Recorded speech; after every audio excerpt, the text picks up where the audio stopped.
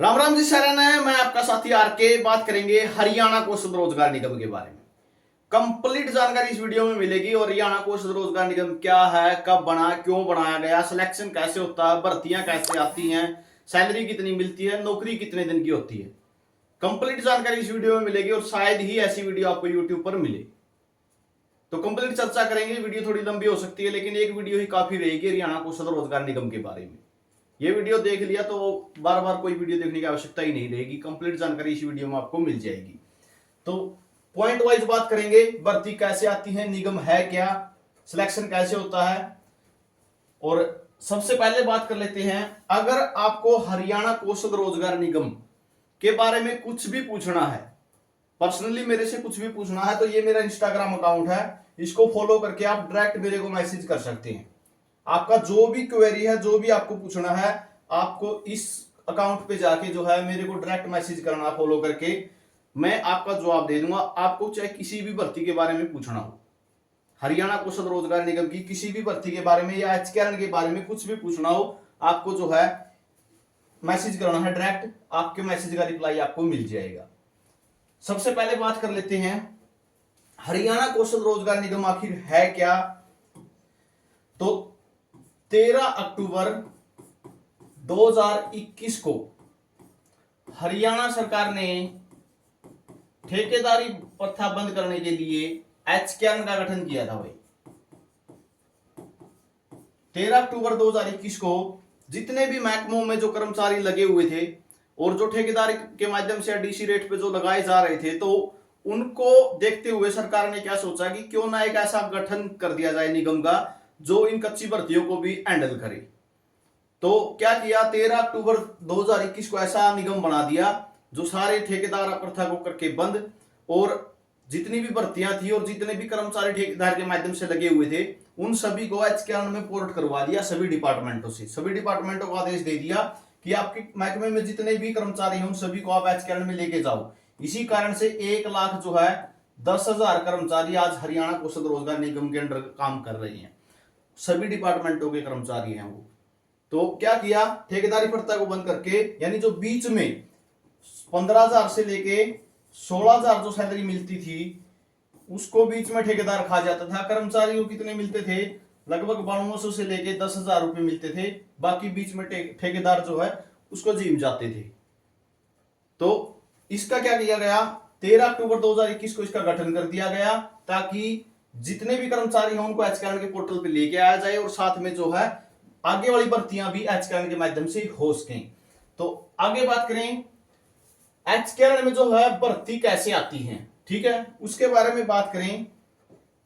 तो हरियाणा कौशल रोजगार निगम के अंतर्गत, हरियाणा कौशल रोजगार निगम के अंतर्गत कोई भी डिपार्टमेंट अपनी डिमांड भेजता है, ठीक है। जैसे आज ही बात करें, आज की न्यूज ही आपने देखी होगी, ठीक है। जो स्वास्थ्य विभाग है, हेल्थ डिपार्टमेंट है, उसके अंदर 280 के लगभग ग्रुप डी के कर्मचारियों की आवश्यकता है, ठीक है। ग्रुप डी के कर्मचारियों की आवश्यकता है। तो क्या सिस्टम होगा, हेल्थ डिपार्टमेंट फाइनेंस डिपार्टमेंट से अप्रूवल लेगा, वित्त विभाग से अप्रूवल लेगा कि हमें तो ग्रुप डी के 280 कर्मचारी चाहिए, हम अपने बजट में से देने को तैयार हैं पैसे। और फाइनेंस डिपार्टमेंट उसको अप्रूवल देके एचकेआरएन निगम को भेजेगा, एचकेआरएन निगम को भेजेगा और हरियाणा कौशल रोजगार निगम शॉर्ट लिस्टेड मैसेज भेज देगा उन कैंडिडेट के पास जो ग्रुप डी की नौकरी के लिए फॉर्म अप्लाई किए हुए हैं, चाहे वो पीएन की बात हो, चौकीदार की बात हो, स्वीपर की बात हो, ठीक है। तो उन सभी के पास क्या कर देगा, मैसेज भेज देगा, जिनको जो भी मेरिट लिस्ट में आ रहे हैं। वो मेरिट लिस्ट कैसे बनती है इसकी चर्चा भी आगे हम करेंगे। तो उनके पास मैसेज भेज दिया जाएगा और जो स्वास्थ्य विभाग है उसको 280 कर्मचारी मिल जाएंगे। उनकी ज्वाइनिंग कैसे होगी ये भी हम बात आगे ही करेंगे। तो उन 280 के पास मैसेज चला जाएगा, वो मैसेज जो है खोल देंगे फैमिली आईडी के माध्यम से, जो है उनके पास फैमिली आईडी भरेंगे तो वो उनको मैसेज कंफर्म करना होता है। उसके बाद जो है उनकी ज्वाइनिंग प्रोसेस आगे शुरू होती है। तो इस तरीके से जो भर्ती आती है, ये भर्ती आ गई और एचकेआरएन के पास जाती है। एचकेआरएन में जाने के बाद शॉर्ट लिस्टेड कर दिया जाता है, ठीक है। इसी तरीके से जैसे टीजीटी की गई हुई है, अभी टीजीटी के 3427 के लिए मैं गए हुए हैं, टीजीटी के 3427 के मैसेज आने वाले हैं। एचकेआरएन की को डिमांड भेजी गई है शिक्षा विभाग की तरफ से। तो शिक्षा विभाग क्या करेगा, 3427 कैंडिडेटों के पास जिस जिस सब्जेक्ट के गए हुए हैं उनके पास मैसेज करेगा और वो मैसेज को रिसीव करेंगे और अपनी कंसेंट देंगे कि आप नौकरी करना चाहते हैं या नहीं करना चाहते हैं। आगे बात करें कि सिलेक्शन कैसे होता है, ठीक है। पहले मेरिट कैसे होती है इसके बारे में बात करेंगे, फिर करेंगे ज्वाइनिंग कैसे होगी। तो सिलेक्शन कैसे होता है, इसके अंदर सीधे सीधे जो है अंक दिए जाते हैं, जैसे फैमिली आईडी के 40 अंक दिए जाते हैं, ठीक है। कोई एग्जाम नहीं है, सीधा आपकी जो है क्राइटेरिया तैयार किया गया है 100 नंबर का, हालांकि अब 80 नंबर का रह गया है, 20 नंबर जो है कोर्ट केस की वजह से हट गए हैं। 40 नंबर जो है फैमिली आईडी के हैं, फैमिली आईडी के 20 तरीके से हैं ये 40, ठीक है। 1 लाख तक है जिसकी इनकम है फैमिली आईडी में उसको 40 मिलेंगे, 1 लाख 1 रुपए से 1,80,000 तक है उसको 30 मिलेंगे, 1,80 से 3 लाख है तो 20 मिलेंगे, 3 लाख से 6 लाख है तो 10 मिलेंगे। और 10 नंबर दिए जाते हैं आपकी एज के नंबर इस तरीके से दिए जाते हैं, अगर 24 से 36 है तो 10 नंबर मिलेंगे, और अगर 36 से 42 एज है आपकी तो आपको 5 नंबर मिलेंगे। 5 नंबर आपको स्किल क्वालिफिकेशन के, कोई ITI वगैरह या कोई अन्य स्किल आपके पास, तो उसके 5 नंबर आपको दिए जाते हैं। हायर एजुकेशन के 5 नंबर दिए जाते हैं, कोई भी 10वीं बेस पे भर्ती निकली हुई है और आपने ग्रेजुएशन कर रखी है तो उसको 5 नंबर एक्स्ट्रा मिलेंगे आपको। सोशल इकोनॉमिक क्राइटेरिया के इन 10 नंबरों को अब काट दिया गया है, ठीक है, हाई कोर्ट के केस की वजह से।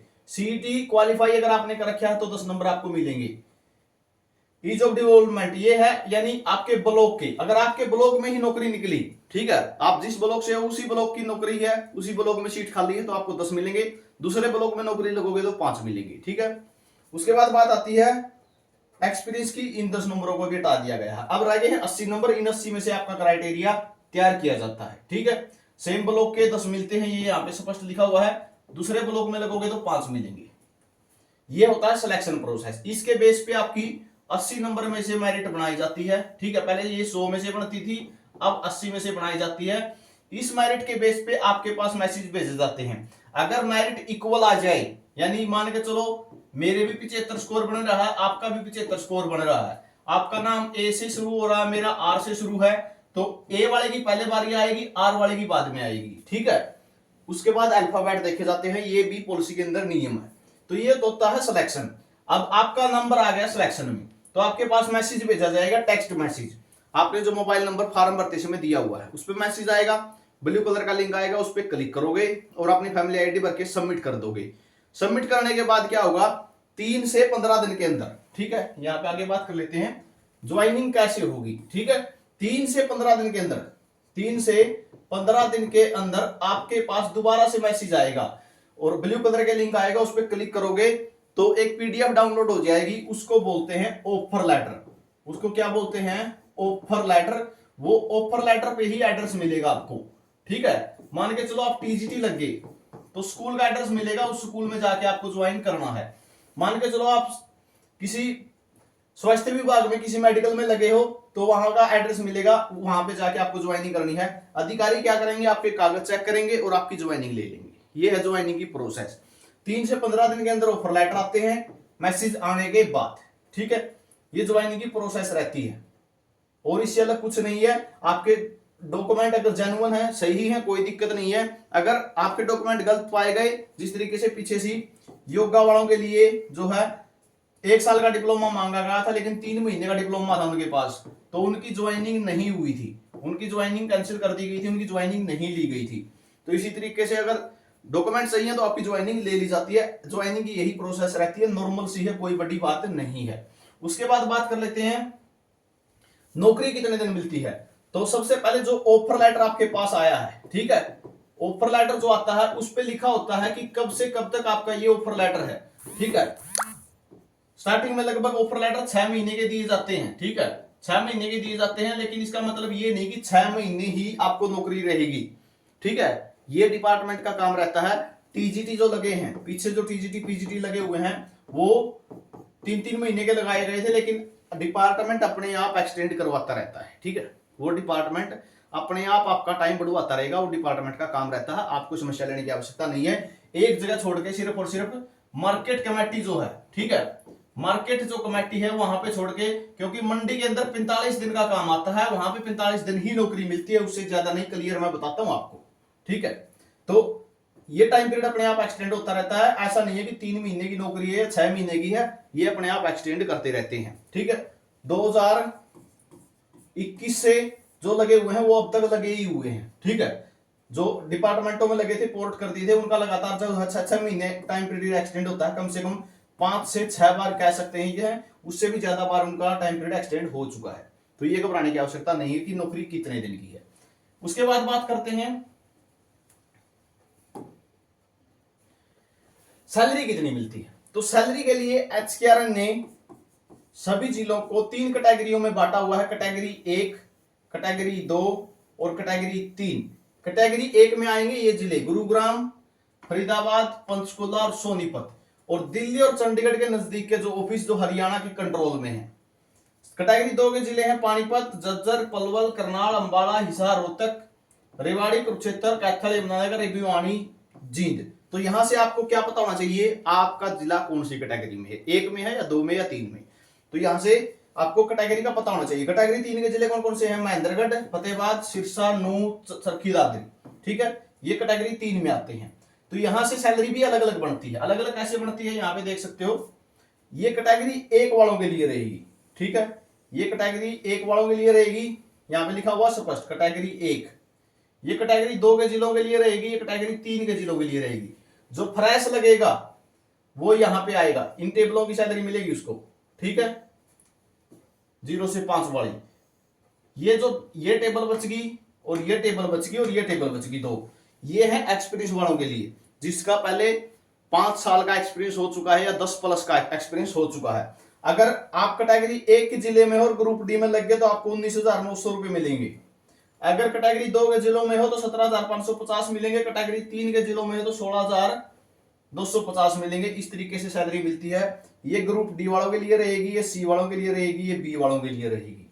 तो इस तरीके से सैलरी मिलती है, ठीक है, इन टेबलों की आपको सैलरी मिलती है। एचकेआरएन निगम में इससे अलग और कुछ नहीं है, ठीक है। मैंने आपको कब गठन हुआ है वहां से लेके सैलरी कितनी मिलती है, कैसे सिलेक्शन होता है और कितने दिन की नौकरी रहती है, कंप्लीट जानकारी दे दी है। इससे अलग और कुछ भी आपको पूछना है तो डायरेक्ट जो है इंस्टाग्राम अकाउंट पे जाओगे और वहां पे मेरे को मैसेज कर सकते हो आप, आपका जवाब दे दिया जाएगा। इससे अलग मेरे हिसाब से कोई जानकारी नहीं बचती होगी, ठीक है। शॉर्ट स्टडी कैसे करते हैं, भर्ती कैसे आती है, भर्ती कोई भी हो, जो भी डिपार्टमेंट को भर्ती करनी है वो डिमांड भेजेगा हरियाणा कौशल के पास, मैम हमने इतने पीएन चाहिए हैं, मैम हमने इतने पीएन दो, मैम हमने इतने क्लर्क चाहिए हैं, इतने चौकीदार चाहिए हैं, इतने जेई चाहिए हैं, इतने अकाउंटेंट चाहिए हैं। वह डिमांड भेजी जाओगी हरियाणा कौशल रोजगार निगम और हरियाणा कौशल के करेगा, लिस्ट बना हुआ है, उठाएगा सीधी शॉर्ट लिस्ट करते हैं। वो मैसेज आपके पास फोन पर पहुंचते हैं और फोन पर आपको जो है ब्लू कलर का लिंक पर क्लिक करके फैमिली आईडी भर के अपना कंसेंट देना होगा कि आप करना चाहते हो या नहीं। अगर नो कर दिया तो कोई नया कैंडिडेट के पास मैसेज जाओगा बाद में, अगर यस कर दिया तो आपके पास 3 से लेकर 15 दिन के बीच ऑफर लेटर दे दिया जावा है और आपको जो ऑफर लेटर है वो लेके अपना ऑफिस में जाना हुआ है, वहां पर ज्वाइनिंग आपकी हो जाए। तो यह जानकारी थी, ठीक है। कैसी रही कमेंट करके जरूर बताना। वीडियो अच्छी लगी हो लाइक कर देना, शेयर कर देना और साथ में अगर कुछ भी पूछना है तो इंस्टाग्राम पे फॉलो करके जरूर पूछ लेना। वीडियो आपने देखा इसके लिए बहुत बहुत धन्यवाद।